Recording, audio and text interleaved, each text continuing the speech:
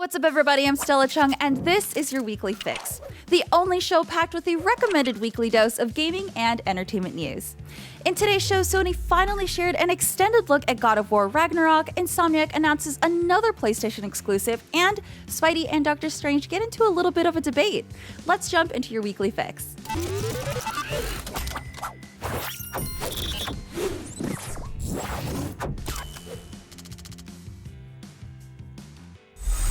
Sony's PlayStation Showcase happened late yesterday, and we got a real nice look at what Sony and its partners have in store for us. Personally, I geeked out the hardest when we saw Venom in the trailer for Spider-Man 2, but that was but one small but powerful reveal during the over 40-minute presentation.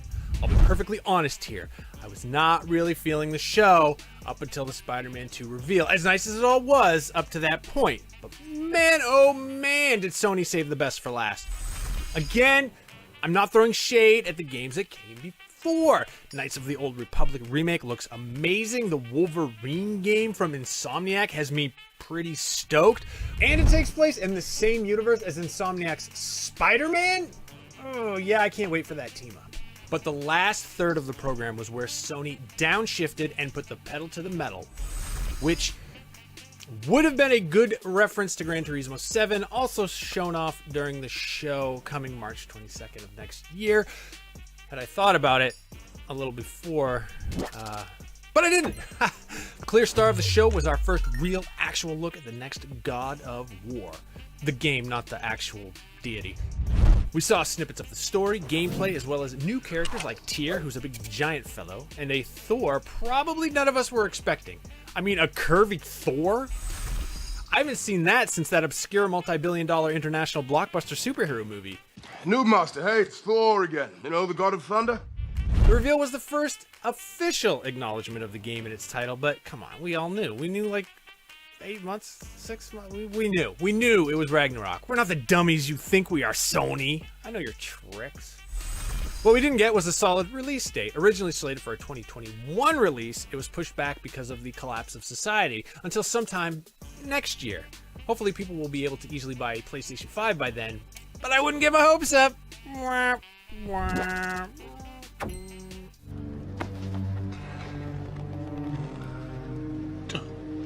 Say that. If you saw Sony PlayStation's showcase last week and watched the new Insomniac trailers for Spider-Man 2 and Wolverine, you might be wondering where you can find more information about them. Wolverine's creative director Brian Horton announced on Twitter what his role was on the project and was asked if the game would be a full-length game. The question was in reference to Horton's previous role directing Spider-Man Miles Morales, which was a smaller and shorter game than the first Spider-Man. Horton replied on Twitter that the Wolverine game would be full-size, mature tone. Marvel's Wolverine is set to launch on PlayStation 5, but it's early in development and we currently have been given no further information. But it's now fairly safe to assume Wolverine will be a game similar to the size of Marvel's Spider-Man, and we know for sure that it'll take on a more serious, mature tone. Hopefully, though, it can deliver appropriately gory adamantium claw-slashing action like 2009's X-Men Wolverine Origins. Wolverine being confirmed as a full-length game also signals that there could potentially be DLC added to it, since Marvel's Spider-Man had 3 additional DLC added after release. In more upcoming game news, the Saints Row reboot has more details about its new characters and customization. In an update post posted to the official Saints Row website, Volition addressed a number of questions raised by the community. There are 3 new characters in the game, as well as the player-controlled character, the Boss. One of the new members is Nina, a talented getaway driver, Kevin, a DJ, and Eli, a business entrepreneur who cares about making money above everything else. Volition also shared details that the role the player's character plays can be customized as they decide how to run their criminal empire. And in terms of customization, Volition also shared that they built the biggest customization suite of any Saints Row game to date. The Boss will have across 8 different voice options for the role, 4 male and 4 female. Volition also confirmed that layered clothing would be included in its list of features, as well as a huge number of customizable vehicles.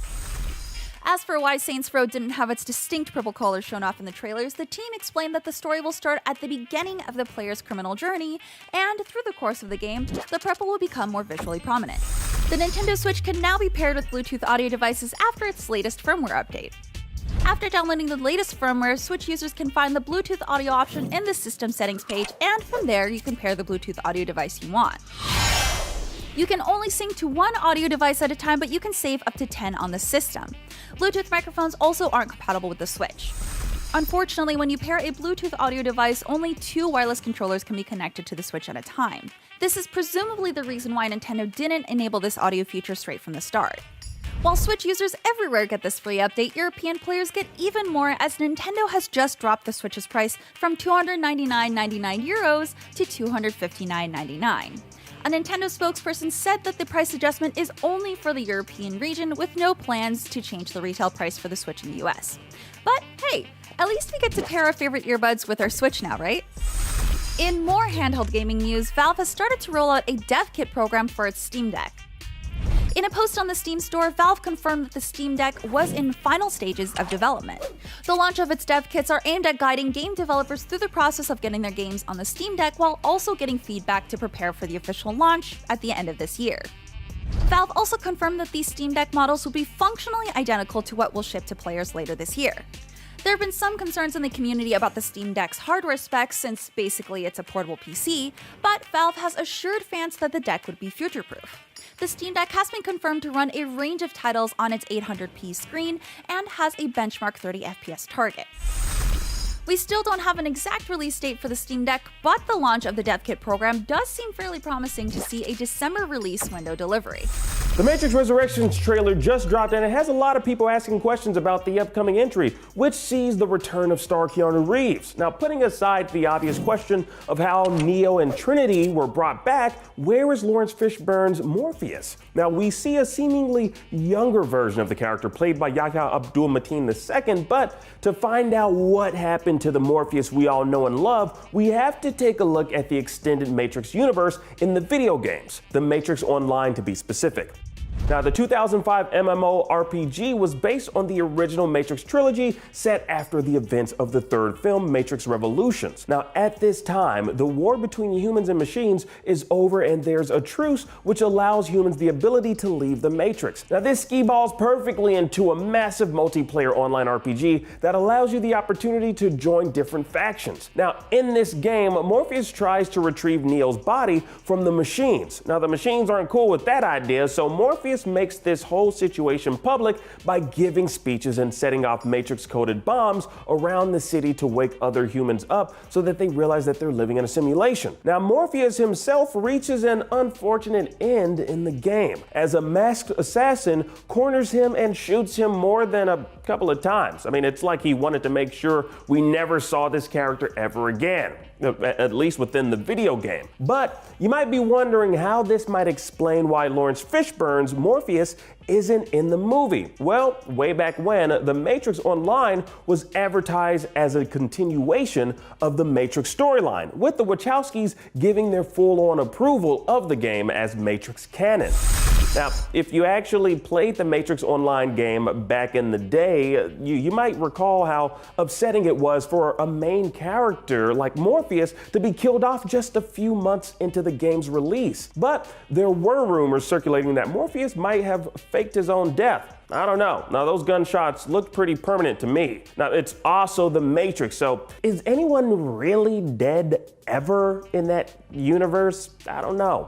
Now, the main takeaway here is, if we consider The Matrix Online a canonical continuation of the films, this might explain why we no longer see Lawrence Fishburne's version of Morpheus in Matrix Resurrections. That, and the real-life fact that Lawrence Fishburne stated he wasn't invited back for the fourth outing. Yeah, so it wasn't exactly his decision to not be in this movie. You know, maybe this game was their way of killing off Fishburne's version of the character so that they could make way for the rebirth of the character in the new film. I don't know. I mean, these are all just questions. I would love to know your thoughts on all of this. Sound off, let us know what you think. Now, in other news, there's a firmware update coming to an Xbox One controller near you that'll give you next-gen features.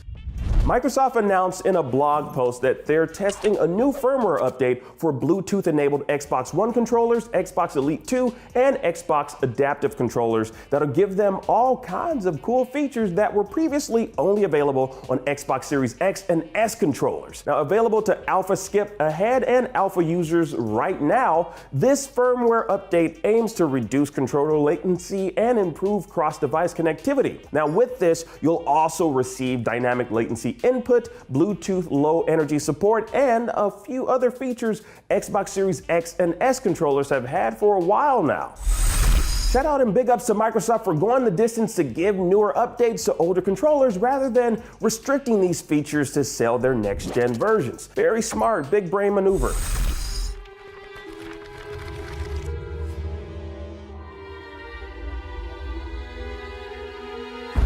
Guardians of the Galaxy. You came here seeking truth. Rejoice. The matriarch wishes to share it with you. United in the light of belief, all suffering, all grief will end. Oh! Ah! Ah! What's wrong with you? Oh, I think I'm having a heart attack. Cease this at once. Fine. Cosmo! How you doing, buddy? Grand Unifier Raker, leader of the Church of Truths. During that ritual with the priest, they kept talking about a promise. It was like they were drinking funky juice or something. Or join the cult. So let us investigate for you. Always catch, Peter Quill, and not fun kind with Bob. Hey, World Mind, long time no see. The current probability of defeating the Universal Church of Truth is 0.3%. Is that bad? It sounds bad. It is. I hope you've got one hell of a speech planned, Peter. That makes two of us. Follow me!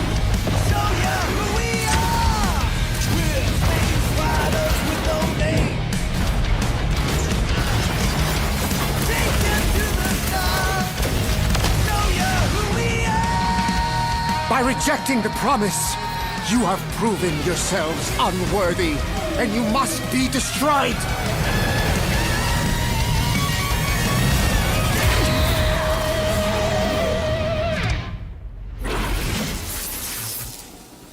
That was completely intentional. The Milano's on her way.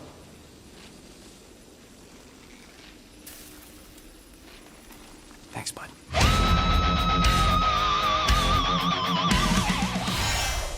We're gonna take a quick break. When we come back, Akeem's got your entertainment news, including an announcement about JoJo's Bizarre Adventure, Stone Ocean. Stick around. Welcome back. Fans have been losing their minds over the latest Spider-Man No Way Home trailer, but Benedict Cumberbatch thinks that Doctor Strange 2 might be the superhero flick that leaves your jaw on the floor. Take a look. As we all wait ever so patiently for December to roll around and bring us the highly anticipated Marvel movie Spider-Man No Way Home, there's already a dust-up brewing with another Marvel film. Now, when asked on Variety's Awards Circuit podcast what he thought about Tom Holland proclaiming No Way Home to be the most ambitious standalone superhero movie ever made, Doctor Strange star Benedict Cumberbatch threw down the Infinity Gauntlet by saying this. So let me ask you this. I interviewed Tom last year, and he said about it, he said he thinks it's the most ambitious standalone superhero movie ever made. Would you agree with that? Until Doctor Strange 2. Ooh. Yeah. Throw it down, Tom. Throwing it down. But yeah, for now it'll do. Yeah. It'll do. Yeah, I mean, because that's like 5 months apart. What's that? When does Doctor Strange 2 come out again? Not long after. I mean, I think at the moment it's March. I mean, March, like I said, who knows because of everything. So for 4 months he can hold the title. That's okay. Yeah, he can hold it for a bit. Yeah, that's good. Just a little bit. No, seriously, it has got great ambition, and I think I haven't seen it, but by all accounts, I think it's achieved it. I mean, even on paper, the audacity was like, how the hell is that kind of? But also so excited at even the opportunity of them exploring those ideas. That's mighty big words from the Sorcerer Supreme, but with his film being called Doctor Strange in the Multiverse of Madness and No Way Home being the MCU's introduction into the multiverse on the big screen, chances are that both films are on track to fully explore what the multiverse looks like within the Marvel Cinematic Universe. Now, thanks to the No Way Home trailer that dropped a few weeks ago, we kind of know how that might look a bit, as it revealed Sam Raimi's Dr. Octopus will be making an appearance. Hello, Peter. Yeah, hello to you there, Doc Ock. Now, Spider-Man No Way Home is set to play within the vast playground of all the Spider-Man movies that preceded it, likely cherry-picking villains and heroes from the Tom Holland, Tobey Maguire, and Andrew Garfield Spider-Man universes. But with Doctor Strange in the Multiverse of Madness, it's more than likely we'll see the Avenger jumping from different Marvel universes as opposed to just the Spideyverses out there. So maybe Cumberbatch might be onto something when he says that Doctor Strange 2 will be more ambitious than No Way Home. I don't know, what do you think? Also, what does it mean to be ambitious in this context? Is it that they have these high aspirations and they're not exactly certain if they'll achieve it within the eyes of the fans? Is it just throwing a lot of fan favorite heroes and villains into one movie and trying to make the narrative seamlessly flow throughout the different story arcs? Or is it just budget? You know, because these actors aren't working for cheap and the studios shell out these large budgets for films of this caliber with the expectation of them making it back in tenfold. All I know is if Doctor Strange 2 wants to really be considered ambitious, they need to bring, I don't know, Wesley Snipes' Blade into the MCU. Also, how about we get introduced to Mahershala Ali's Blade? Marvel's been awfully quiet since they announced that back at Comic-Con 2019. Like, can we get an update, a first look at something? Come on now, Mr. Feige. Now, Kevin Feige has stated in interviews the Multiverse of Madness will have scary elements, so one of the easiest ways to kind of implement that is by having a vampire hunter thrown into the mix. Like, Blade's almost solely in the business of dealing with creatures of the night. So, you know, it'd be nice to see if we finally get a look at his character in the MCU by way of Doctor Strange 2. It would make sense to me. And if we do, well, I called it here, right here. Yeah, that's right. We'll go back to this video and see if I was actually right. Now, we'll have to wait and see just how ambitious Doctor Strange 2 is when it releases in theaters next year, March 25th. Comment below. I want to know which of these movies are you looking forward to the most, No Way Home or Multiverse of Madness? Sound off. And in other superhero news, we get our first look at the upcoming Peacemaker series thanks to this exclusive image from Entertainment Weekly. Now, you might remember Peacemaker, played by John Cena, from James Gunn's DC movie, The Suicide Squad. And if you've seen the movie, you might be surprised to learn he's getting an 8-episode run on HBO Max, teaming up with Economos and Harcourt returning from the film, played by Steve Agee and Jennifer Holland, respectively. New to the squad is Myrn, Adebayo, and Vigilante. While the first two characters might be unique to the show, fans might know Vigilante from his many appearances and incarnations throughout DC Comics, with his first appearance being back in 1941 in Action Comics 42. Now, in regards to bringing Peacemaker into the fold for another round on the streaming platform, Gunn said, quote, "I loved the 1970s Captain America TV movie when I was a kid. I thought making a really effed up version of that with Peacemaker would be fun." Now, he also said this will be the most incredible TV people will ever see, as you should, being the creator of it, of course, and that if it does well, he'd love to return for a season 2. Now, Peacemaker's 8-episode run hits HBO Max in January of next year. When Netflix unleashed the trailer for the 6th part of JoJo's Bizarre Adventure, Stone Ocean, it confirmed we'd be seeing Jolene and company jailhouse rocking it come December. Well, the streaming giant finally revealed their rollout plan for the highly anticipated anime series. Unlike typical streaming series releases, which usually see all episodes of a show dropping at once, Netflix is planning on having Stone Ocean released on a monthly basis. Now, eagle-eyed Twitter user Sticker Tricker first brought this revelation to light, along with linking directly to the source on Netflix's site. Now, as you can see, there's a description of what anime fans can expect from the series, along with, bolded underneath the title, the words "releasing monthly." Now, how they plan on rolling out the episodes remains to be seen, but it's more than likely they'll be releasing a set amount of episodes per month, focusing on a particular arc within the Stone Ocean series. Now, many online have been in fear that Netflix Netflix might release one episode a month, which is rather unlikely due to how expansive the JoJo's universe is. Not to mention how hyped fans are for this particular series. So worry not. Netflix knows how excited we are for more JoJo's, and releasing it on a monthly basis just ensures we'll have something new to binge in the months to come after JoJo's Bizarre Adventure Stone Ocean hits us with its best shot in December. No specific release date in December has been announced just yet, but as soon as Netflix confirms one, I'll let y'all know. Also, what do you think of this particular rollout schedule for Stone Ocean? Now, I know some folks online have been thinking it'll be around 4 episodes per month release, but I don't know. Do you think Stone Ocean will benefit from this type of rollout schedule? Also, JoJo Fridays. Is that gonna be a thing again? I'm hoping so. Comment below. Now, in other news, Marvel's Eternals might get an exclusive theatrical run. Yeah. Now, like we used to do before, like the bad times? Yeah, when they were the good old times, yeah. Hollywood insider Matthew Bologna revealed in his newsletter What I'm Hearing that the powers that be over at Disney have reportedly decided to release Marvel's Eternals exclusively in theaters based on the recent box office success of Shang-Chi, which was also only in theaters. In his newsletter, Bologna mentions how he was told by someone with insider knowledge that the company has decided the fate of the Eternals, and it will indeed dodge the whole day and date release in favor of an exclusive theatrical run. Disney CEO Bob Chapek did once call Shang-Chi an interesting experiment, noting that its performance would inform their actions moving forward with other upcoming titles.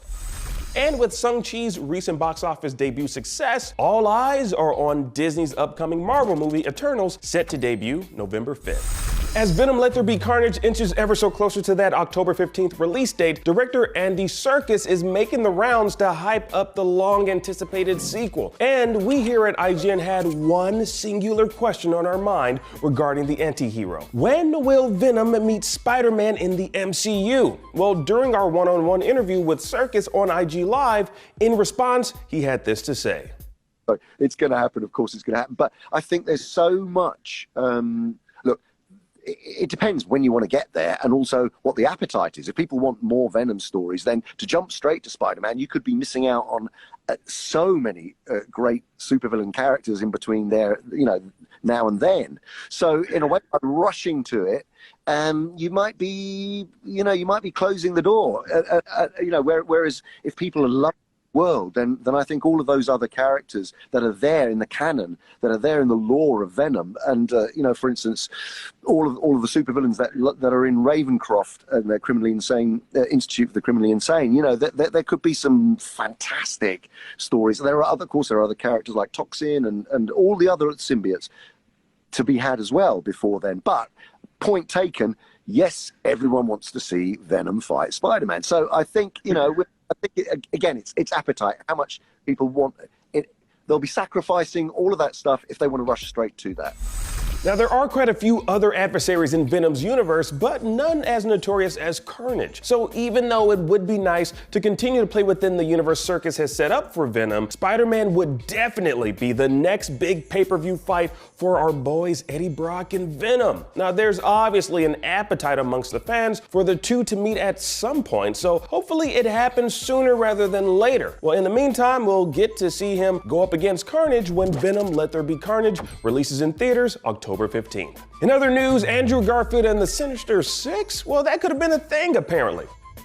Now, in a recent interview with Collider, the actor was asked if he met up with director Drew Goddard around the time a Sinister Six movie was being discussed and talked about how close it came to being made. Now, Garfield said, quote, "I don't know how close it got, but I definitely had a few meetings and it was really exciting. I loved his vision. He's so unique and odd and off-kilter and unconventional in his creative choices. So that was definitely a fun couple of months, but life, yes. Life happens and life finds a way, but unfortunately that Sinister Six movie didn't. Garfield was replaced in 2015 by Tom Holland as Spider-Man made his move into the MCU, and the Amazing Spider-Man film series was scrapped. Now, as a result of the Sony-Disney deal, any talks about a Sinister Six movie quickly died down. Now, while it seems we may never get that film or Andrew Garfield web-slinging it up in spandex ever again, many fans are holding out hope that we'll see him and a few members of of the Sinister Six in Spider-Man No Way Home. Now we'll have to wait and see how much of a multiverse extravaganza that film turns out to be when it hits theaters December 17th.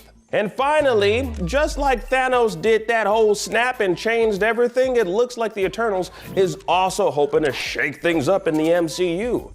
Now, in an interview with Total Film, director Chloe Zhao noted how this self-contained film might leave a lasting impression on the MCU in the aftermath of its release. She said, quote, "I think we stand alone as a film for sure, but I do think we will have a very big effect on the future of the MCU with what happens in this film, which, you know, as a fan is really satisfying for me. In The Eternals, we'll visit a time before modern man and witness events that took place right after Hulk's snap that brought back half the world's population. Now, what the Eternals' lasting impression on the future of the MCU will be remains to be seen. And we'll have to find out when it hits theaters November 5th. I'm Stella Chung, and that was your weekly fix. We'll be right here next Saturday to get you caught up on all the biggest in gaming and entertainment news. See you then.